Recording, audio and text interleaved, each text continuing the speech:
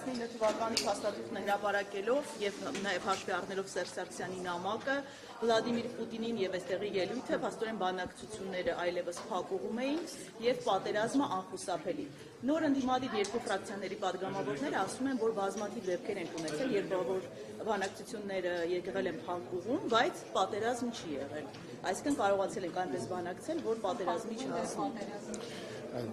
Ես իհարկե զարմանում եմ ֆանտազիայով մեր ընդդիմադիր գործընկերների ամեն բերված փաստին նոր ինչ-որ անիմաստ փաստարկ մտածել, նախ որ փակուղում էին բանակցային գործընթացը փակուղում էր, դա ապացուցելու համար ընդհանրապես կարիք չկար բանակցային փաստաթղթերը հրապարակելու։ Սերժ Սարգսյանն էր 2018 թվականի ապրիլի 17-ին այս դահլիճում վարչապետ ընտրվելուց պատասխանելով հանրապետական խմբակցության պատգամավորի հարցին ասել, որ բանակցային գործընթացը կանգնած է եւ որ հույս չի ներշնչում։ Հետո էլ ասում էր, որ ըստ էության հույս չպիտի ունենանք, որ Ադրբեջանը չի փորձելու ռազմական ճանապարհով լուծել հարցը։ Հաջորդը ինչու տեղի ունեցավ 44-օրյա պատերազմը։ Իմ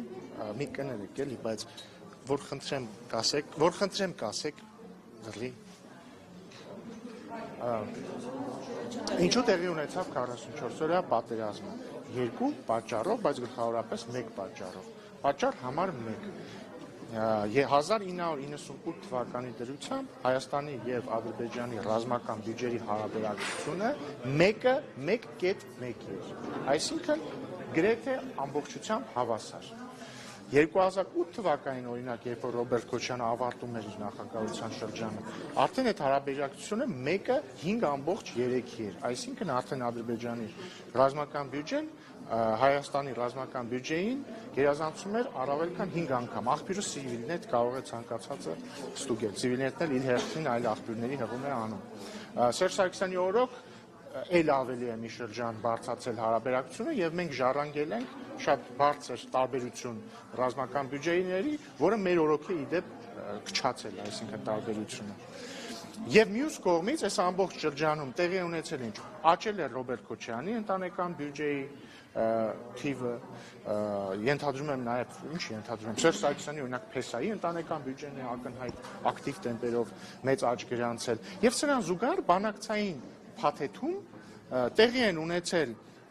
նախ ի սկզբանե էլ բանակցային փաթեթը ինչի մասին է եղել, ինչպես 7 շրջանները վերադարձնել Ադրբեջանին եւ ինչ անել Լեռնային Ղարաբաղի հետ, ընդ որում Լեռնային Ղարաբաղի հետ բոլոր բանակցային փաստաթղթերում պարզ չէր թե ինչ է լինելու, իսկ ինչ է լինել, եթե պարզ ինչ է լինելու, պետք է իմանաս ինչ է այդ պահին, իսկ այդ պահին բոլորը ճանաչում էին Լեռնային Ղարաբաղը որպես Ադրբեջանի մաս։ Մի վայրկյան ավարտեմ, հեսա դետալներով էլ կանդրադառնամ։ Եվ այսինքն մի կողմից մենք ունենք ռազմական բյուջեի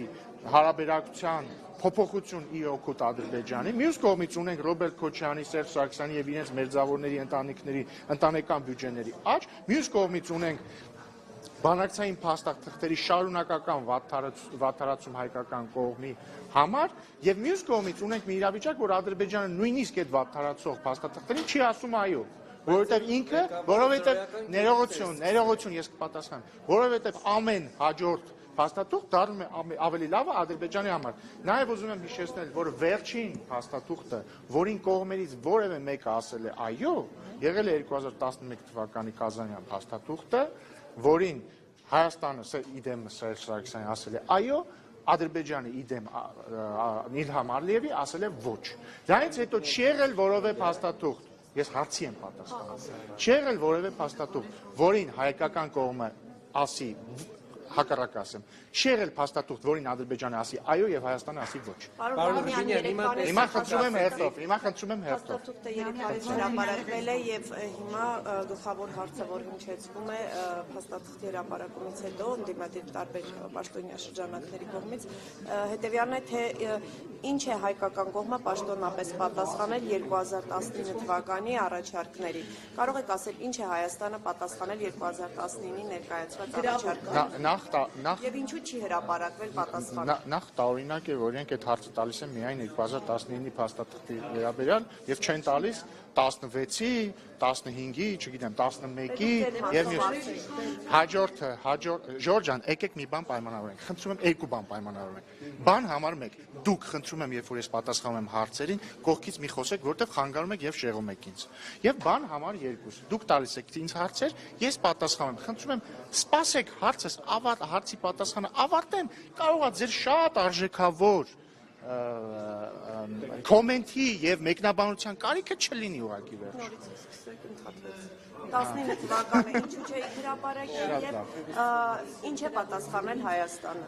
Կրկին հատուկ ազատության համար կրկնեմ։ Նախ շատ տարօրինակ է, որ այդ հարցը տվողները չեն հարցնում, բա 2016-ի պատասխանը ինչ չեք հրապարակել 2011-ին, նայեմ մյուսը հաջորդը 2019-ի փաստաթուղթը ինչ է։ Իդեպ նոր վարչապետ Փաշինյանն էլ ասաց 2019 թվականի փաստաթուղթը 2016 թվականի դրությամբ կամ եթե այլ կերպ մեկնաբանենք 2018 կարելի է այդպես մեկնաբանել փաստաթղթերի սեղմագիրն է, այն նոր առաջարկ չէ։ Հաջորդը Հայաստանը դրան պաշտոնապես չի պատասխանել, որովհետև Հայաստանը տեսել է այսքան սեղմագիրը 2018 թվականի իրավիճակի եւ գնահատման փուլում է եղել։ Լսեցիք վարչապետ Փաշինյանն էլ ասաց ի պատասխան դրա խոսքը գրավորի մասին չի։ Այսինքն համանախագահների հետ հանդիպման ընթացքում ինքը հարցի արդյոք նշանակում է, որ Լեռնային Ղարաբաղը կարող է չլինել Ադրբեջանի կազմում։ Հնչել է պատասխան, որ եթե Ադրբեջանը ուզի։ Եթե իմի բերեմ եւ կարճ պատասխանեմ 2019-ի փաստաթուղթը, որը ինքնին ոչ թե անկախ փաստաթուղթ է, այլ 2016 թվականի եւ ընդհանրապես ինչ եմ ասում 2016, որտեղ որ կարդաք տեսնեք, որ շատ քիչ է տարբերվում 2016 թվականի օգոստոսի փաստաթղթից։ Բայց այսպես ասենք 2018 թվականի դրությամբ փաստաթղթերի սեղմագիրն է եղել, այսինքն այն ինչ կար այդ պահի դրությամբ։ Եվ մենք դրա գնահատման փուլում ենք եղել։ Հետևաբար ես հիմա ձեզ ուղիղ հերքում եմ այն պնդումը ընդդիմության կողմից հնչեցվող, թե իբր եղել է 2019 թվականին որևէ ինչ-որ նոր առաջարկ եւ առավել եւս, որ մենք այդ որևէ նոր առաջարկին ասել ենք ոչ։ Պարոն Ռուբինյան, տեսեք, հիմա դուք ասում եք, որ Հիմա մի վարքան, հիմա սկսելա թող ավարտի հետ։ նախկին նախագահների բանակցած փաստաթղթերը վատն էին, անորոշ էին, հա, Լեռնային Ղարաբաղի Հանրապետությունը չուներ ըստ էության կարգավիճակ, իրանք անորոշ չէր։ Բայց 2018 թվականին Նիկոլ Փաշինյանը հայտարարել է, որ ինքը սկսում է զրոյական կետից։ Ինչի հանգեցրեց այս զրոյական կետը։ Ախր, բայց ես նոր հիմա ձեզ ինչի մասին էի ասում էի Սերժ Սարգսյանն է, ներողություն։ Սերժ Սարգսյանի թողած ժառանգությունը այն էր, ինչ 2019 թվականի փաստաթղթում կար։ Մի վարքան, դե լավ, հիմա ինչ ավարտեք, ես կավարտեմ։ Ավարտում եմ։ Ավարտեցիք։ Դուք ասում եք, որ Դուք հիմա չեք ավարտում, դուք կրկնում եք ձեր նախորդ ասածը։ Ավարտեցիք հիմա։ որտեղ շեղում եք իմ հարցը եւ ուզում եք Իսկ կարող է դուք շեղում եք իմ պատասխանը։ Դուք ուղիղ ասեք, Նիկոլ Փաշինյանը երբ որ զրոյական կետից է Խնդրում եմ ավարտեք, որ պատասխանը։ ուներ։ Ինչ ժառանգություն, եթե զրոյական կետից է։ Ավարտեցիք։ 2019-ի փաստաթուղթը, որը ինչպես նոր ֆիքսեցինք, նոր առաջարկ չէ եւ 2018 թվականի դրությամբ, այսինքն Սերժ Սարգսյանի թողած ժառանգություններ գնահատման փուլում է եղել Հայաստանը։ Եթե ձեր հարցի հենթատեքստը, իսկ ձեր հարցի հենթատեքստը հետեւյալն է, որ ընդդիմությունը ասում է, չէ, որ Փաշինյանը եկավ, ամեն ինչ թողեց մի կողմ, մերժեց այդ պահին սեղանին արկա փաստաթուղթը եւ ինչ որ նոր բաներ ասեց։ Ես հիմա ապացուցում եմ, որ այդպես չի, որտեղ 2000 Դա Նիկոլ Փաշինյանն ասել, ես ասում եմ զրոյական կետից։ Ինչ ընդդիմությունով ընդդիմության անունը տվեց։ Ես էլ ձեզ ասում եմ, որ 2019 թվականի փաստաթուղթը, որը Սերժ Սարգսյանի ժառանգությունն էր, մի բան էր, որը սեղմագիրն էր Սերժ Սարգսյանի նախագահության ավարտի դրությամբ։ Այդ փաստաթուղթը հայկական կողմը չի մերժել։ Հիմա Նիկոլ Փաշինյանը զրոյական կետից է սկսել, թե ոչ։ Զրոյական կետը 2019 թվականի սեղմագիրն է, որը նույնինք ախր հենց նոր վարչապետ